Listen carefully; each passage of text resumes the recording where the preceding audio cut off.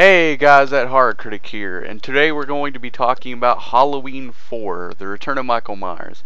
But before we dive into that, I just want to say I hope everyone had a happy holiday and a good New Year's. So, alright, Halloween 4, The Return of Michael Myers. It's a 1988 slasher film. It's the fourth installment in the Halloween series. It's directed by Dwight Little and written by Alan B. McElroy.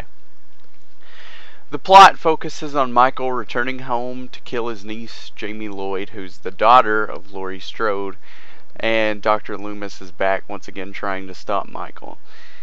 So, it's pretty simple plot, to be honest. Not too much going on.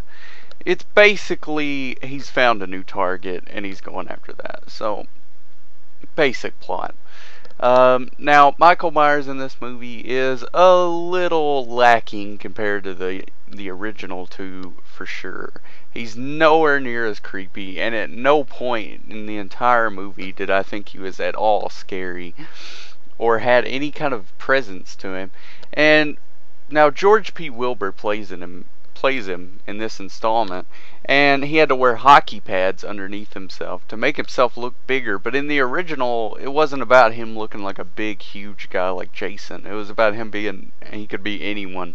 He's just this average looking guy, you know, not gigantic or anything like that. So I think that was more a nod to trying to turn this into a slasher series instead of a creative horror movie. So once again, just trying to be like Jason. This movie also has some added levels of gore, as the second one did. You know, I would say it's not too bad. There's one scene where this redneck gets his throat ripped out, I suppose. That's probably the goriest scene in the movie. And if you've watched any kind of Italian movie or anything like that has explicit gore, then this isn't anything compared to that. So, not too gory. Probably get a PG-13 nowadays. The actors in the movie are pretty good. Some of them are a little lacking, but for the most part, you get a solid performance from everyone, and it makes the movie very watchable. Danielle Harris plays his niece in this movie, and she does a pretty good job at running and screaming and just saying she saw the boogeyman. Everyone else doesn't believe her for the most part, up until, you know, it's a threat, and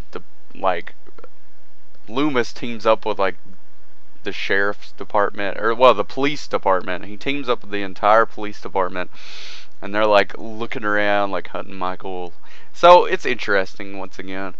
Now my opinion on this movie is I like it. I really do. To be honest, it goes 1, 2, 3, and 4 so far. So Halloween 4 is, I guess if you don't count 3, my third favorite of the Halloween franchise.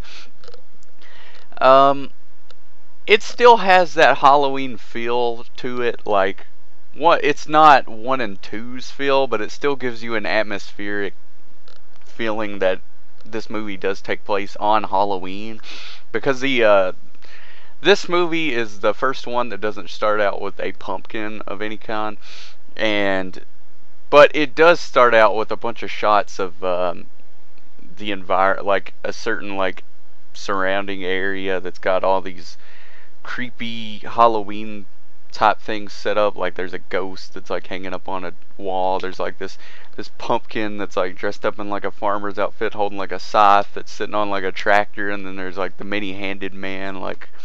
So it definitely puts you in that Halloween feel. And it does have leaves still. It looks like the fall. It looks good.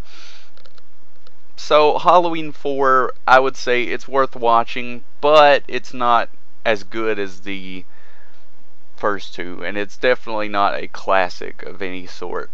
So now we're moving on from great horror movies into just the line of sequels now. So Halloween 4, the first one that's not great, and the last one that's really good. So thank you guys for watching. I hope to see you soon.